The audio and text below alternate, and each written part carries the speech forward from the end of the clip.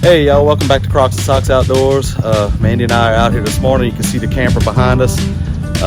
Been doing a little cleaning this morning in there, and about to do a little pre-trip check, I guess you'd call it, the stuff we check over before we take a trip. We got a little camping trip coming up in a few days. So I want to get out here and do some of that. I need to check the anode rod, and want to give y'all a little walk around of the camper and some of the systems and things. So y'all stick with us. We're gonna get right into it.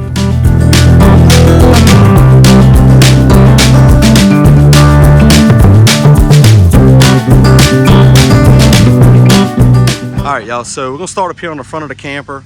This is obviously your propane bottles.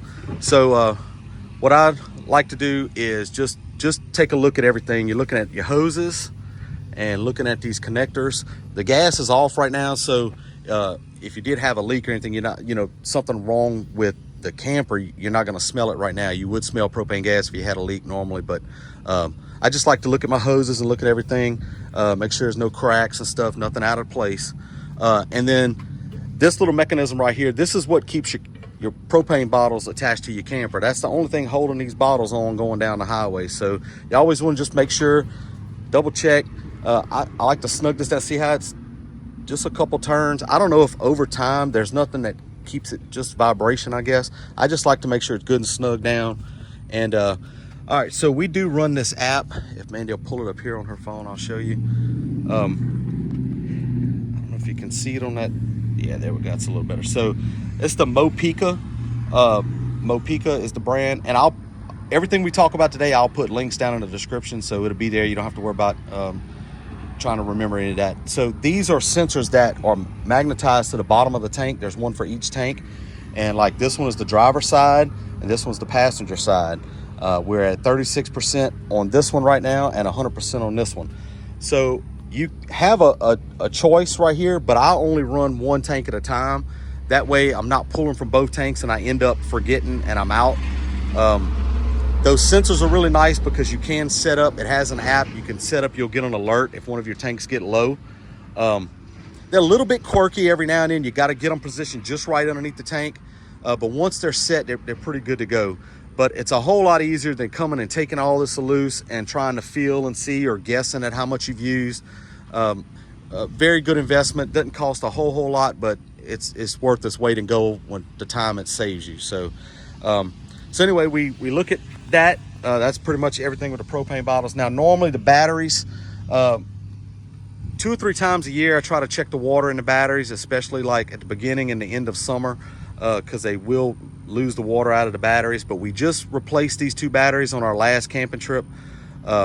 If you haven't watched that video, Margaritaville, the Halloween edition, is on our channel. Before we pulled out of here, we realized the 2 batteries were bad and we had to go get a couple more. So those are 2 brand new batteries on there, so I'm not worried about them right now. We're gonna move around to this side right here. And like I say, just so kind of a walk around. Now, you don't have to check this every time you go. This is something that I want to check today because it's been about 6 months since I checked it, and that's the anode rod in this water heater. You can see that rusty looking plug down there. That's where the anode rod goes. Now, if you're not familiar, I will say this video is going to probably be more geared toward people that maybe just bought a camper or just getting into it, or you're looking at getting a camper and you're kind of wanting to know what's all involved. So we'll do just kind of a general walk around real quick. I'm gonna touch on some things. If something you have more of a question about, or even if you see something I'm doing wrong or I say wrong, please drop me a comment. I'll be more than happy to answer your question, and I'm also willing to learn. None of us know everything, and I'm just trying to share little tips and tricks and knowledge that we've learned along the way. So get Mandy to hold this phone right here. We're gonna pull this anode rod out. An anode rod is just a sacrificial rod that goes into your tank.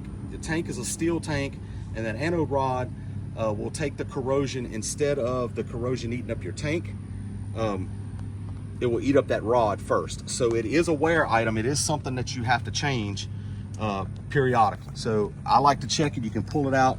Now, I don't have the correct size socket. This is a 1 1/8. It's a tad bit too big. It does pull it out. I checked this morning. I don't have the right socket. So that's going to be something I'm going to be taking my extra anode rod with me to town and getting the right socket when we go back. But a 1 1/8 will take it off. So, and that's all it takes. You don't put it in there super tight. This is just a breaker bar and a 1 1/8 socket. And you pull this rod out of here. Okay, so you can see the rod is in there and it's came undone from these threads. That's okay. So, all right, let me pull. I've got a new one right here. I'll show you. So when I order them, I always just order a 2-pack. It's just as cheap to get the 2-pack as it is the 1-pack. So this is a new one. This is what it looks like new. And this has been in here probably a year. Now we don't camp every weekend. If you camp every weekend, or you, if you are hardcore or full time, those anode rods are going to get ate up a lot quicker than what we do. Another thing I do also is at the end of our camping trip, when we're about to pull out of the campground, I open a low point drain and I drain out. That tape is no more good, so I'm gonna have to. I'll get some more tape and we'll come put this back in here in a little while. I drain my tank. I don't leave water sitting in the hot water tank. That's just, there's no reason to leave the water in there. We don't keep it hot or anything like that when we're here at home, and that water sitting in that tank is nothing but a chance for corrosion and eating up the inside of that tank. So I don't leave water in there. I go ahead and I pull the low point drain. So talking about that, this is our low point drains right here, okay? And I've added a valve on each one. So one's hot, one's cold. And when we're about to leave, or when we're winterizing our camper and draining it, this is your low points. This is gonna vary from camper to camper. Some of them are way under the middle of the camper. Just depends on how your camper's built and how the layout is. So it's not gonna always be right here. This is kind of our little water closet, I call it. This is where the water heater is, the water pump, and stuff like that. And let me show you this also. We'll talk about these. So these are Govee, made by Govee. Again, I'll put a link for all this stuff. These are water sensors. I change the batteries once a year. I put a little date on there. See, I changed them back in January of 24. So all they do is sit in here. If you was to get a leak, one of these hoses was to bust and be spraying all in this cabinet, you wouldn't know it until you had water draining out the bottom of your camper causing a mess, or running inside the camper or something. So this will give you a little heads up warning. Now, the ones out here in the camper are independent of each other. They don't talk to each other, and you don't get a notice on your phone or anything, because I don't have them hooked to the hub, because that hub requires Wi-Fi. So they will operate independently, just like a smoke detector or anything like that. You can get a system. We have you show them how it sounds. Push it. Okay. So just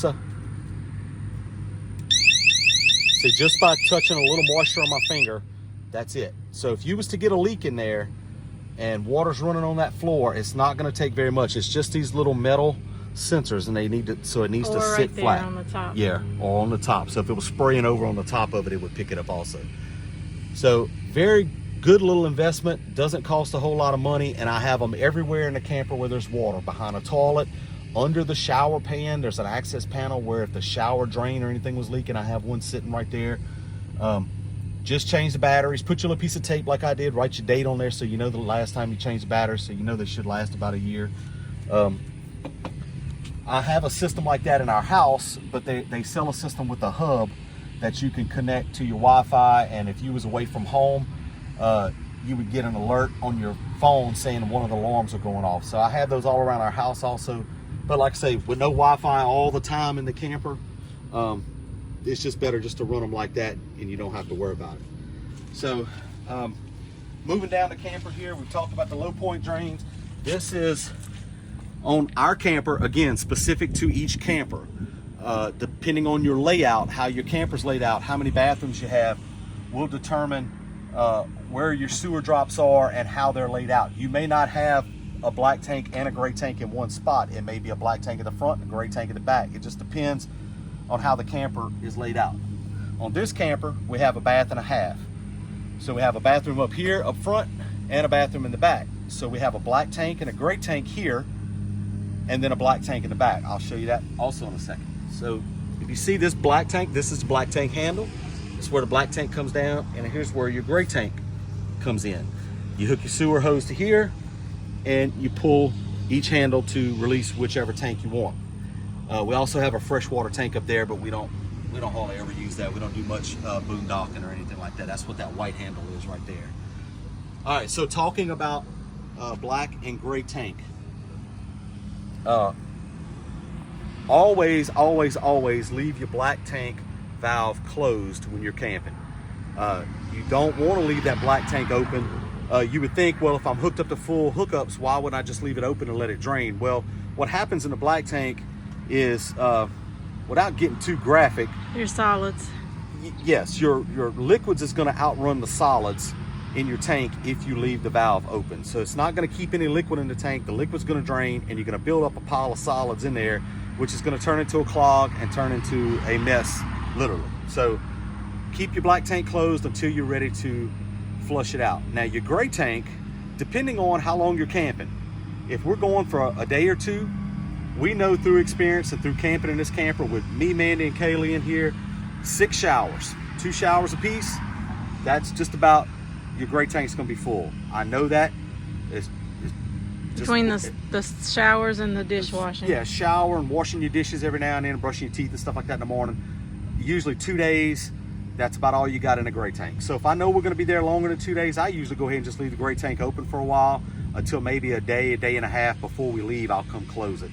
And the reason I close it, you don't have to, but you build up a little soapy water in there, some shower water and stuff like that. And although that's still nasty and gross, it's still cleaner than what's coming out the other Black tank. tanks. So when you do flush and you let it go, you pull your gray tank lever last, and some of that soapy water and stuff helps to flush out that Flush hose, that out at the bottom. if that makes sense. Okay.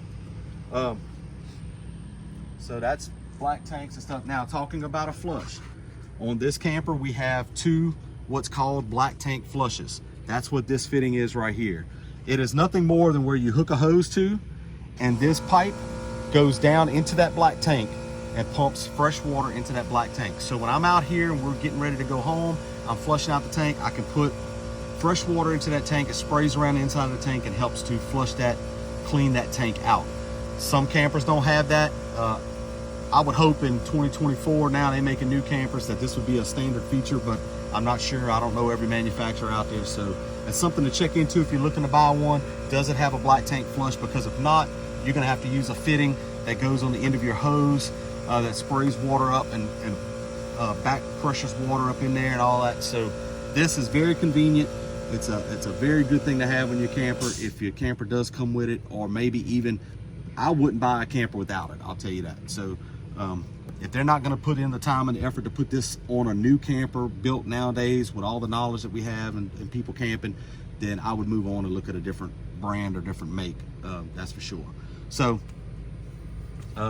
that's a black tank flush. You hook this up. Now I will give you this little word of advice. Please listen to me if you don't listen to nothing else. If you hook up a hose to this, you're out there, you're packing up, you're getting ready, you got a lot of stuff going on, and what I do is I start pumping some water in here and I let it fill up a little bit, then I pull the black tank and I let it drain out. And when I see there's not a whole lot coming out, I close the black tank valve back and let it fill up again. Just flushing out that tank, I do that 2 or 3 times. It only takes 2 or 3 minutes per closing and opening. But do not walk away from your camper. Don't walk around the other side. Don't go do anything for your wife. Stand back here. If that black tank handle is closed and you have water pumping into here, if you forget about it, and it's not going to take very long, if you forget about it, you're going to end up with a very unhappy wife, because you're going to have stuff pumping out of your toilet into your camper. So it's okay as long as you got the valve open down there. The black tank valve gate is pulled open. But if it's not, make sure you're standing there so you don't forget and walk away. Don't ask me how I know. I've never overflowed the tank, but I have forgotten and had a little moment of panic while I was around the other side somewhere doing something and realized I left that thing closed and I still have water pumping in. So these are just systems on the back.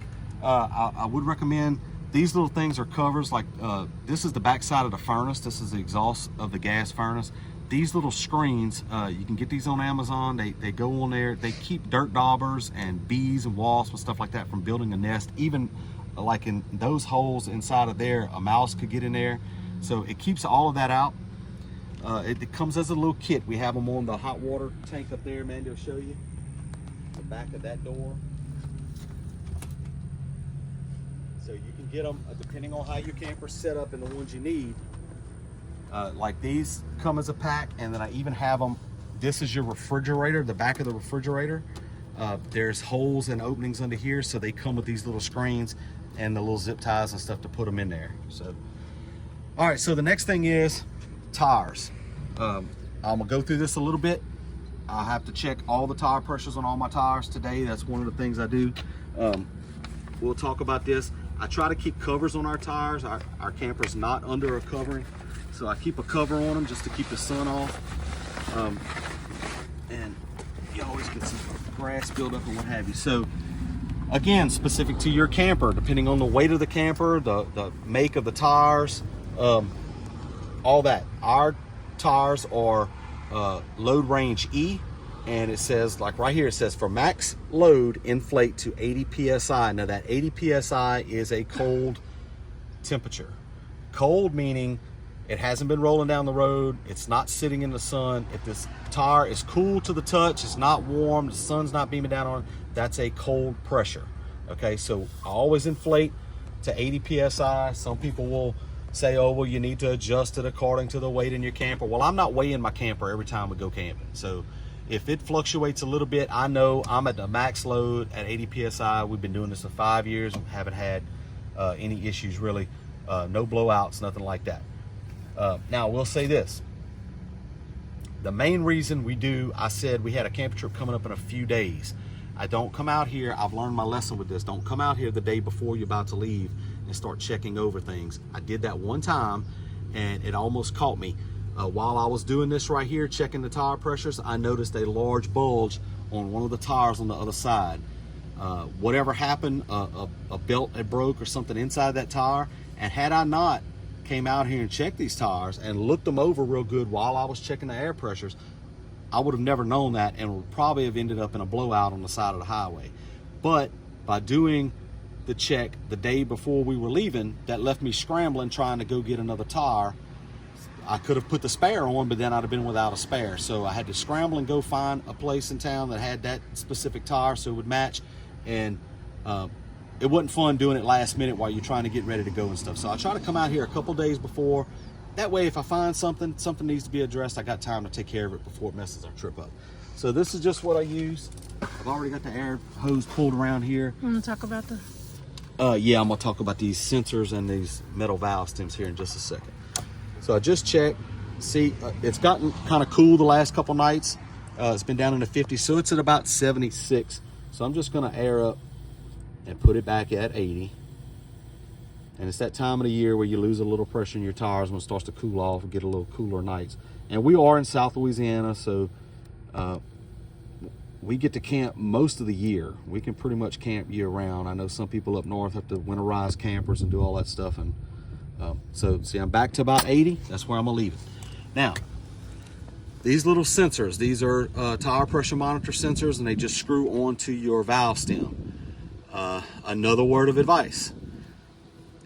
If you're gonna run these, make sure this metal valve stem right here, make sure you have a metal valve stem, not just the rubber valve stem with the metal sleeve either. It has to be the solid metal valve stem. If it's not, what happens is this little weight, it doesn't weigh very much, but there's a little weight to it. That centrifugal force of this thing spinning around, or that way at 70 miles an hour, okay, is enough, and what happens is it cracks that rubber valve stem right at that rim. You're not gonna know it. You're not gonna, until, ask us how we know. On a trip, about an 8-hour trip up to Arkansas, we ended up having 2 issues on 2 different tires with the valve stem cracking. So it's not fun when you got a 35-foot camper behind you and now you're trying to scramble and limp into somewhere and find somewhere that can replace a valve stem for you, a tire shop or something like that, when you don't even know what town you're in. So the metal valve stems have solved that issue. We have not had a problem since then. But the rubber valve stems, the little bit of weight that this throws it out of balance will crack that valve stem at the base. and it happens over time. It doesn't happen instantly. So as that valve stem ages, that's when they'll start to crack. So a couple dollars, get them changed out if you don't have metal valve stems, if you're going to run these little sensors, because it's just a ticking time bomb. It's just a matter of time until you will have an issue. So the next thing we're going to talk about, this is something we added. We have electric jacks, stabilizer jacks on the front and on the back. That came on the camper that way. Like I said, this camper is about 35 foot long. So what happens is when you're sitting in there camping, the middle of the camper, the weight is still sitting on your tires and your suspension. So when people are walking around in there, you get a bounce in that middle part of the camper, okay? So we added these jacks right here. These are just manual jacks. You just run them down and snug them down to the ground. And what that does is it puts a stiff point in the middle of this camper and takes the majority, I ain't gonna say 100%, but takes the majority of that bounce out of the camper. So when people are walking, you don't feel like you're sitting in a, you're sitting in a recliner, you don't feel like you're on a trampoline or something. So another thing, it's not a necessity, you don't have to have it, but it's made it a little more enjoyable for us. So talk a little bit about the slides real quick. This slide, if Mandy will look underneath here, on a larger slide like this is what's called a rack and pinion slide. If you can see this big bar with the gears on it, there's a motor inside of there and a pinion gear, and that's what drives this slide back and forward. With that gear turning, and it pulls this big bar back in and it pulls the slide in and out. They usually use that on larger slides. This is the bunkhouse slide on this camper. Pretty big slide, it's heavy. It's got a couch and a bunk and all that stuff inside of it. So that's the kind of, we have that type of slide system on this camper. And then over here, we'll show you this one. They use this on smaller slides. This is our, what they call a wardrobe slide. It is basically the closet in our bedroom. This is a Schwintek slide system. It runs on this little gear here and up there. And there's motors inside that are synchronized, one on each side, that are synchronized to each other. And that's how it pulls this slide in and out. So two different slide systems on this camper. You can kind of do a little research and familiarize yourself on how they work, and there's different lubrication things. That'd be something maybe I go into in another video that's a little bit more in depth. So something else we look at while we're checking is just a general once over. Now I did just wax this camper a few days ago, so I looked at everything while I was running around. But these, if you can see this right, this is your rubber seal. This is what keeps water out of your camper when these slides are open. And every slide has one top, sides, and on the bottom. I'm sorry, top, sides, and bottom. And there has to be conditioner put on them to keep this rubber flexible. You can get it in a spray on, a wipe on. They make all kind of different kinds. I'll link what I use. But you gotta keep them sprayed. You gotta get on top and do it. You gotta do the sides, you gotta do the underside.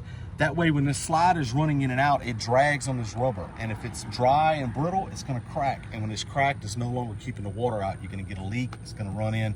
And if anything you know, water in a camper is the death of your camper. So any leaks, anything like that, it's got to be addressed right away. And you gotta do all the stuff that you gotta do, whether you're checking sealants around doors and around fittings, because if water starts to seep in, it won't be very long till it's going to ruin your investment. So let's move around to the back and show you back there. Also, he was talking about the second black tank. Yeah, that's right here. This is the black tank drop for the back bathroom. So when we hook up our hoses, we have to hook up basically a Y fitting. We have a hose come off of here and a hose come off of that drop at the front, and they go to a Y fitting that goes into the campground's tie-in. Okay, so here around the back, not a whole lot going on. We do have a camera up there. We did add some LED lights right here. I have a video out about that. So these are they're hooked into our tail lights. And it just gives it a little more visibility in the back. It's not to light it up at the campground or anything like that. This is when you're going down the highway for your brake lights and your tail lights. And I also have it hooked into some backup lights there. So if I put it in reverse and hit a switch, all these lights light up in the back if you're backing into a dark campground at nighttime or something like that. So spare tire, same thing back here. We're gonna check the air pressure on it in a minute. And I'm gonna jump up this ladder and get on top and show you a couple things. So all right, y'all, so we're up here on top of the camper. I'm not gonna go into a lot about cleaning and all that because we have a video out also of cleaning the roof and checking the sealant and stuff around the fittings. We have a whole video on that me and Kaylee are up here doing that stuff. So mainly what I do is just jump up here real quick and look around. We was talking about the seals. See, there's a few little leaves and stuff right there. So it gets blown from our trees and stuff. So these are your seals on the top. Some campers, we opted not to have them. Some campers have what's called a slide topper. That's more or less like an awning that rolls out with the slide, that is supposed to be designed to keep leaves and debris and stuff. You park under a pine tree, you got pine cones or whatever, acorns and all that stuff falling. You can see I got a little leak in my gutter right here. It's where the joint is. So I'm gonna get some Lexel. I'm gonna seal that up so it's not dripping onto my slide here. It's supposed to run all the way to the back. So that's what I'm talking about. It's just little maintenance, little things walking around you find. So this is gonna give me something that I need to get done. So anyway, these seals right here is what keeps the water out of your camper. So if you don't have slide toppers, even if you do, I still advise before you leave a campground where you've had a lot of debris falling on your camper, pine needles and all that stuff, jump up here and look, because you don't want anything under here with this slide coming in. When this slide's gonna come in, it's gonna seal up against here. If you got a pine cone or you got something stuck in there, it's gonna mess up your seals over time. So make sure you're checking that and cleaning that off before you leave a campground. And I just get up here and do a general little walk around. We got one of the air conditioners running right now. We was inside cleaning. And I just did our sealant and stuff up here and touched up little weather cracks and stuff like that. Seen a lot of misinformation going on some Facebook sites and different things. You can see that's our wardrobe slide and that's our bunkhouse slides out over there. Same thing on the top of all these. You have a seal and you want to make sure they're clean before you close them. A lot of misinformation going on. If you can see right here, there's like some fresh sealant in places, and like I just did this. Just put some fresh sealant up here when we did the video washing, and you can see there's little small weather cracks, right? That's not through and through. What happens is the top layer of this sealant starts to dry out a little bit. It's baking out here in the sun. So some of these people on some of these sites, you got to watch who you listen to, or recommending that you come in here and tear all this out every time you see a little bitty weather crack like that. That's not true. That couldn't be further from the truth. You don't want to come in here and be scraping all this off. This rubber membrane on your roof is very thin. You don't want to get in here and be scraping anything. There's no reason to. As long as this sealant is all stuck down good and tight all the way around, there's no water getting in there. If you're starting to see this little bitty weather crack like that right there, take some Dicor on your finger, fill that little crack in, and you're good to go. Just check it out. You want to make sure it's clean. We use, in that video I talk about that, we don't use any bleach or anything like that up here.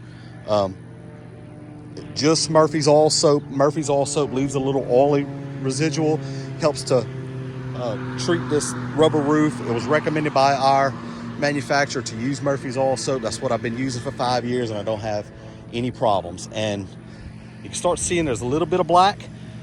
We're in South Louisiana. This thing is wet every morning. There's dew every morning. There's nothing you can do about that. It's going to get wet. It's going to get dew on it unless you're under a total cover, and then the sun comes out and starts to dry it up a little bit. You start to get that little bit of mildew. So a couple times a year, I get up here, clean it, check everything, look everything over. And mainly before a trip like this, what I'm looking for is make sure on the last trip I didn't drag a limb or anything like that. I don't have a tear, don't have something going on. Just a quick little check over, that's all. So let me get down off this roof, and we'll still have to check the air pressures on these tires over here. And I've got to clean windows. I always try to clean our windows before we go, just to get spots and stuff off. Now, if you see these pieces of white gutter and you're wondering what that is on my awning, it's just exactly that. It's a piece of white vinyl gutter that you can pick up like at Lowe's or Home Depot. And I use those reusable zip ties to hold it on up there. I drilled a couple holes in the end of the gutter where you can wrap the zip tie around. And what that does is, if you can see, this camper's sitting out in the sun, right? So the top edge of that gutter, the sun is beaming down on it all day long. And so that's the place, your gutter, you have the most problem, out of that awning. The top edge of that awning is sitting out in the sun all day. So if you're gonna have an issue with an awning, it's more likely gonna start there because that's the spot that gets ate up the most. The rest of the awning is all rolled up and protected, but that top edge is not. So by putting that piece of gutter up there while it's sitting here, it keeps that sun off of it, keeps it from baking it so much and some of that ultraviolet light off of that awning. Now, of course, we take that down before we travel. That's just up here while it's sitting at the house in between trips. So I'll jump up there just like I take my tire covers off and take those off. It don't take but a second. So as you can see, we're back around the front here. The only thing left I think we got to talk about is what another system we use is the Levelmate Pro. We have it mounted, and excuse all our junk in here. We have it mounted up over there, over to, I'm sorry, I got my hand in the camera, over there to the left of that battery. It's just a little box that permanently mounts in your camper, and you have an app on your phone. So me and Mandy have it. When we're backing into a campsite, you can see this is what it looks like. If you can see her phone, yeah, there we go. So it's telling you, you set your perfect level the way you want it, and you hit set, and it knows that and it remembers that. So when you back into a campground, you don't have to get out and get a level or jump out the thing and putting a level on something or opening the door and put a level on the floor. You can simply look at this app and it'll show you, like, this passenger side of this camper could be raised 1/4 of an inch to be perfectly level, sitting where we're sitting right here, and it says 6 inches on the front. Now I do have that set. It doesn't need to come up 6 inches. I have it set for when we're at the campground to be slightly high on the front, just a little bit, not to where you can feel it, but just slightly high, so that the water from these air conditioners and stuff run off the back and not come dripping off this front right here. Because if it's dripping off the front, this is where we walk a lot and stuff like that, so we like the water to run off the back. So that's how I had this Levelmate set up to get that perfect level. So all right, so that pretty much concludes the outside of the camper. We had a few requests to show the layout of the inside, so we're gonna go quickly through the inside, just go over a couple things in there, not a whole lot, and just show y'all the inside and how the bathrooms and stuff like that are laid out in this bath and a half. So if Mandy wants to go ahead on in there and let her talk a little bit and show y'all around some. So this is the main entry door going in, and this door across the hall, that's our bathroom. So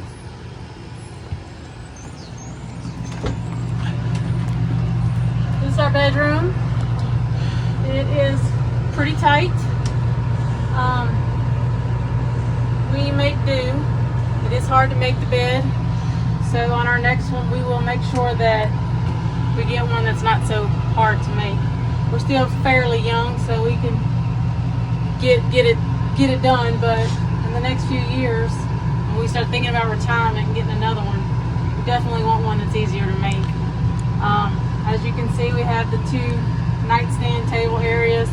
This is the area where there's storage underneath, so that's why you have these bump outs. And this is the water cabinet area on the other side. This is our wardrobe slide, dresser. This is our area for other clothes and stuff. And then on this side, this is our entryway to the main bathroom. So while we're in here in the bedroom, I'll show you. So there's one air conditioning unit here. There's another one in our living room. There's 2 15,000 BTU units, the Coleman Mach units. So this one up here in the front has what's called heat strips. Obviously when you're calling for heat, if you put it on, this is zone 2 and that's zone 1 in the living room. If you call for heat on zone 2, it's going to use these heat strips, which is electric. It doesn't run off of propane. So if it's just kind of cool outside, now this is not going to supplement heat for the whole camper. If it's 20 degrees outside or something like that, it's just a supplement. It's kind of like having a little small heater on. If you on zone 1, if you call for heat, it's going to use the gas furnace. So we do have dual air conditioners in here, and depending on where you camp, what part of the country you're in and where you're camping, I would not have a camper down in South Louisiana, Florida, Texas, anywhere like that with one air conditioner. Not a camper of any size like this. One air conditioner is not going to keep up. When it's 100 degrees outside, these two run pretty much all day without shutting off, just to keep it at about 70 degrees. So one air conditioner, it would be 80 degrees or better in here, no problem. And they are ducted. They're ducted together. You can see all these vents. There's like 4 of them in here, and they're all over the camper. So when one air conditioner is running, if this air conditioner up front is on, it's still pumping air to the back of the camper through the ductwork. When they're both running, they're working together and pumping air. It's like a chase that goes all the way around the camper. So. And we also have this storage up here in the top, and we typically store stuff that we don't really need to get to very often. And there's storage under the bed too. The bed does raise up right here. It's on some gas shocks. There's probably bedding. Some bedding and stuff under there, and you got a couple drawers down there also. 3 drawers in the bottom underneath the thing. So we'll move on around here to the bathroom. This is the bathroom cabinet for like to store towels and washcloths and any other kind of bathroom things down at the bottom. We have our shower. It's a rounded corner shower. It's fairly spacious and has a skylight that we have another video out on how we made it room darkening, because it does shine a lot of light into the camper in the mornings, and we like to sleep in when we can at times. So go check that out if you're interested. We have this shower head we added to have a little bit more pressure, because the one that came with it was not very pressurized at all. But it's a very spacious shower. When we take our granddaughter, she don't like showers, she's 2, and we fit this little blow up tub in here, so it works out perfectly. This is the full bath. This is our toilet with the sprayer, which we did add later on. Sink, medicine cabinet area. And as you come back down the hall, this is our living room kitchen area. Kitchen area is not very spacious, but we don't do a lot of cooking in the camper. We do most of our cooking, as long as weather permits, outside, for the simple fact that it is not very spacious and it brings a lot of heat in here. And a lot of our camping happens when it's very warm here in South Louisiana. We don't get cooler times until currently, sometimes even later. It's pretty late and we're still having warm temperatures. But this is our stove. 3 burners, and this also gives you, this glass cover gives you extra counter space, and then it's an oven. Ovens in campers are not very, they don't cook as well as your home ovens, so you have to watch to make sure you don't burn anything. We do have the 2 cabinets for our dishes. Not very much room, but we make it do. Microwave, hood, freezer, refrigerator. And just to talk about that fridge and freezer right there runs on propane or electricity. So you can boondock with that and keep everything cold if you're running on propane. The only time we use it really on propane, and I know there's some arguments, some people say you're not supposed to do that, whatever. If we're going on more than maybe an hour and a half trip and it's warm outside, I'll go ahead and turn the gas on and let it kick over to propane, just to keep our fridge and stuff warm. We don't want milk and stuff like that going bad. And stuff in the freezer starting to melt and things like that. But you don't have to do that. But we do at times, not every trip, but just at times. So then if you come around, we have extra storage here that we keep usually drinks and stuff in. Then we have our 3 drawers and a little cabinet pull-out storage. We have our dinette set right here that does fold out into a bed that a couple people could sleep on if needed, and it has access to the storage that's underneath outside that you have access to right here. And then this is an extra storage drawer that we keep all our junk in, extra junk. Now, I don't think we talked about this when we came in the door. I kind of forgot. This is a Rockwood. It's a 2019 model. and it's a 2910 SB is the model number, 2910 SB. Now, it would be different for Flagstaff. Flagstaff and Rockwood are the exact same camper, made by the exact same people in the same factory. There's some different reasons why they have different names, Rockwood or Flagstaff, something about how they can sell them within so many miles of each other at dealerships, but there's no difference in the camper. It's the same exact camper, it's just a different name on the tag, but they do have different model numbers, I believe. So, and the last time I checked, camper manufacturers, that's something you'll find if you're getting into this. They change stuff every year. It's always forever changing colors and layouts and models. So the last time I checked, I don't think they make this model anymore. It may be one they're coming back with later on. They swap things in and out, change them up. So like I said, this is a 2019 model. It's a bath and a half bunkhouse. They do have similar models, some that are bunkhouses without the half bath and stuff like that. So we like this one for what it is now, with our daughter camping with us and our grandbaby and stuff. If we get another one a couple years down the road, we have a few different layouts that we like, with a rear living room and stuff like that, but it doesn't have the bunkhouse. We really like that bunkhouse, and I'll give you a reason why. Sometimes we bring people camping with us, whether it's family members or, like I say, our daughter and our grandbaby. It gives them like a separate room, their own bathroom.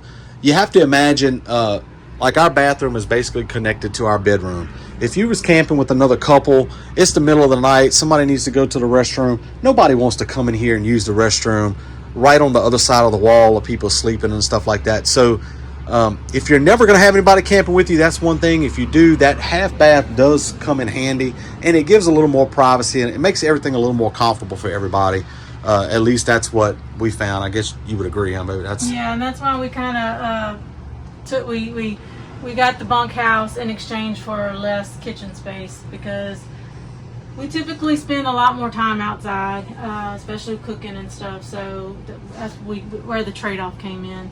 Now, back to the dinette area, we do have the storage cabinets over here, over the dinette, and over the couch, reclining couches. And as you all know, if you don't know, we have two large Bassets that are with us. They're family, so they're with us all the time. So we have one that lays in the bed right here, and the other one usually gets on the couch. We typically keep it covered.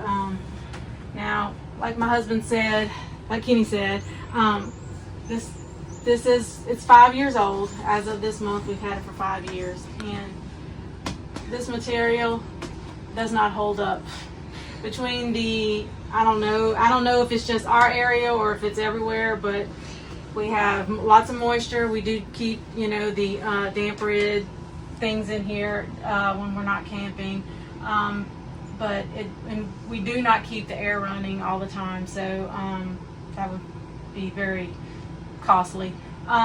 This material, as you can see, it starts to lift off and it starts to peel once it gets a tear in it.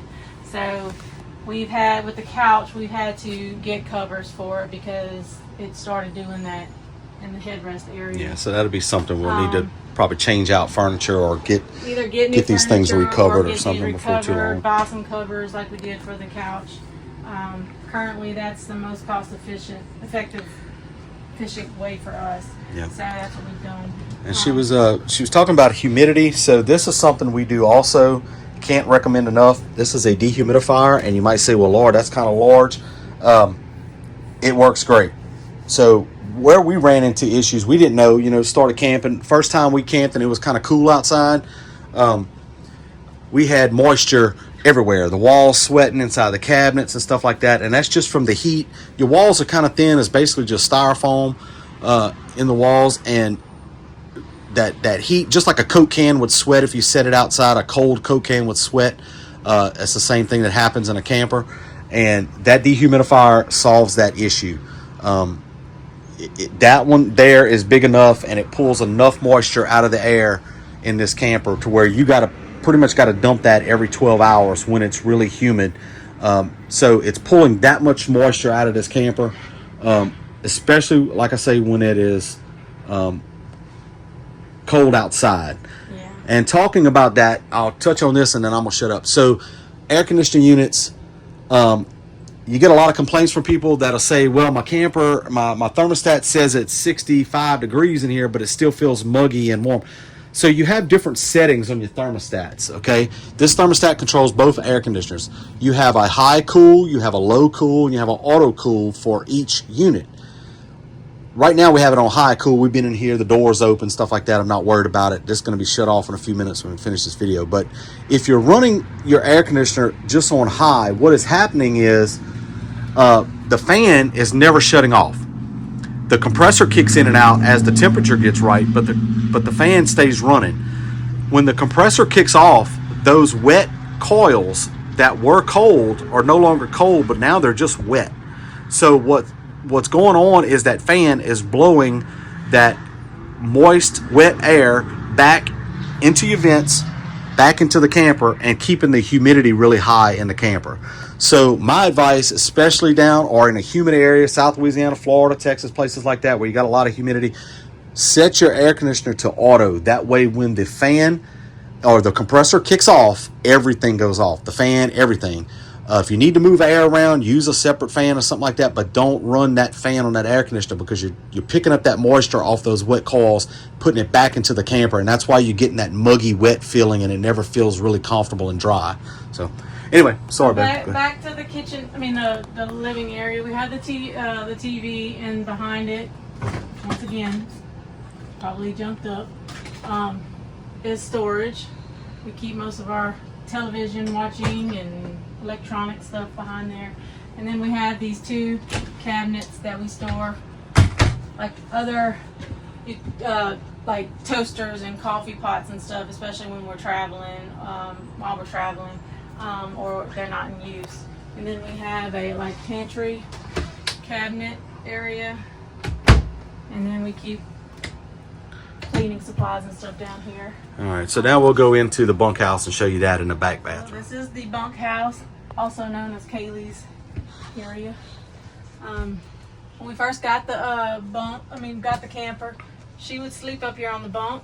She was small, young, and she really liked it.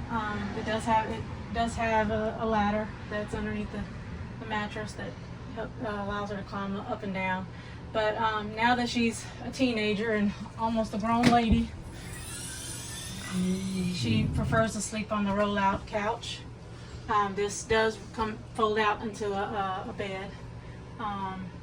Once again, it is the same material as the dinette and the other couch, so there is starting to be some wear on it, and we will either, once again, probably have to get it recovered or get some type of coverings to put on it.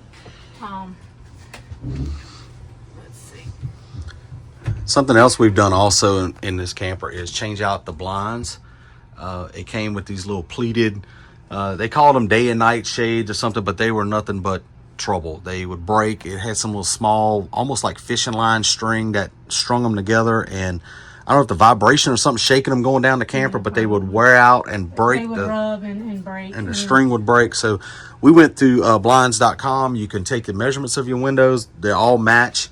Mandy can show you right there. They're just a chain, and they're blackout. So and they're room darkening. So you can put them down in the morning and it'd be dark in here until you're ready to raise them. But they're made of the metal chain, so there's no issue with them breaking. This is considered an emergency window. That's what this little lever's for. You pull it out and push the window wide open. You remove the screen, and you can exit out of the camper if there isn't a fire that you can't get to the door, or can't get to the back door, which is in this bathroom right here. We also have an emergency exit window in the master bathroom as well. Excuse our ice chest. That's our. This we didn't move it out the way. This is the half bath, and also has a door to go out. As Kenny mentioned before, we elected to get this model for the privacy issue of other people coming with us. Also, if you are traveling long distance and you need to go to the restroom, you can just enter the restroom with the slides all still, pulled in and Pull over everything. to a rest area or something like that. And use your restroom. You can do it on this one and our back. Our main bathroom, because there's no slides that are when they're pulled in that stop you from getting into it. So, but yeah, this is the half bath, and it also has like a closet cabinet and another little storage cabinet. This is Kaylee, our daughter's area, so and it works out really well for us. It does work out good also. Like if you're camping, you got people maybe sitting around outside, somebody needs to use the restroom, something like that. That may not even be staying with you, but just at your campsite or something. And then you use the bathroom, they can pop right here in the door. You don't have to go all through your camper and stuff like that. So it definitely has its conveniences, and it's see Mandy looking up right there. That is what's called a Fantastic fan. We have one in each bathroom. Yeah, those are optional that you can get added.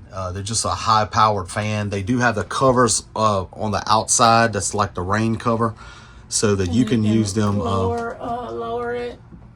Yeah. With this knob, and then that's the control for the fan, and that works. To help air out the bathrooms. Also, if it's a cooler day and you don't want to run the air conditioner, you can just turn those on, open them up and turn them on, and open up that screen door, and it pulls a very good air to draft. circulate really well throughout the camper. So yeah, I think that just about covers it. We went all the way around the camper and all inside, gave you a look. We had a few requests for more of a look at the camper. The inside stuff, we haven't really shown too much of that. A lot of times because we're camping and things are a mess, the dogs have been in here and stuff like that, and you know how that goes. So anyway, we have a couple other videos like we mentioned, some washing the roof, doing the skylight, changing a light on the front of the camper, different things like that. So go check out our channel. We'd love to have you back. Please hit that like and subscribe button. We thank y'all for watching. If you have any questions, anything we covered that maybe we didn't talk enough about, we did a lot of talking, so we're gonna cut this one short. But if there's something you got a question about, we will do our best to answer it. We're all in here to help each other. So give us a holler. We'll catch you on the next video. See ya.